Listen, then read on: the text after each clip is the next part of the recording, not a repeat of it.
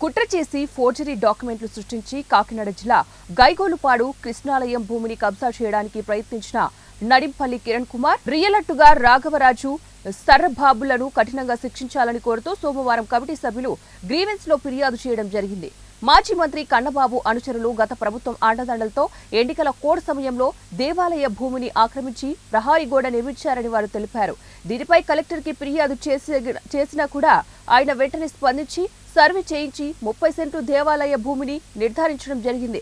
అయితే అందులో 24 సెంట్లు నడింపల్లి కిరణ్ కుమార్ అనే వ్యక్తిదని, వారి నుంచి మేము కొనుగోలు చేయడం జరిగిందని, రియలెక్టర్లు ఒక డాక్యుమెంటర్ను డివిజనల్ ఇన్స్పెక్టర్ కి అందజేయడం జరిగిందని సభ్యులు వివరించారు.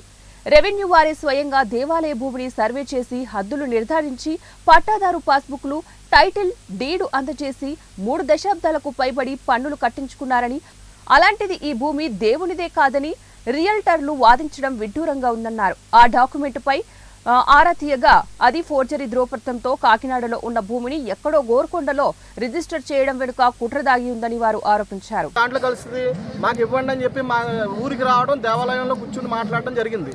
కానీ మాకు ఇది కుందూరు సుబ్బారావు అనే దాత మాకు దానం చేశాడు. కానీ వాళ్ళు ఏం చేశారంటే, కూలెప్పన్న అనే వ్యక్తి మీకు రాసినట్టు, మీరు మాకు ఇచ్చినట్టు ఒక డాక్యుమెంట్ క్రియేట్ చేద్దామని చెప్పినప్పుడు మేము ఎప్పటి నుంచో 1930-40 నుంచి కూడా మేము ఈ కుందూరు సుబ్బారావు గారి పేరు మీద దాత అని చెప్పుకున్న వ్యక్తులను సడన్గా కూలెప్పన్న అని చెప్పాడు. మా పెద్దలు ఎవరో ఒప్పుకోలేదు. దీనికి ఒప్పుకోకపోవడంతో ఒప్పందం నుంచి తప్పుకుని వెనక్కి వెళ్ళిపోయారు. కానీ ఈ భూమిని ఎలాగైనా కాజేయాలనే ఉద్దేశంతో వాళ్ళు ఏం చేశారు, తప్పుడు డాక్యుమెంట్ ఇదిగోండి.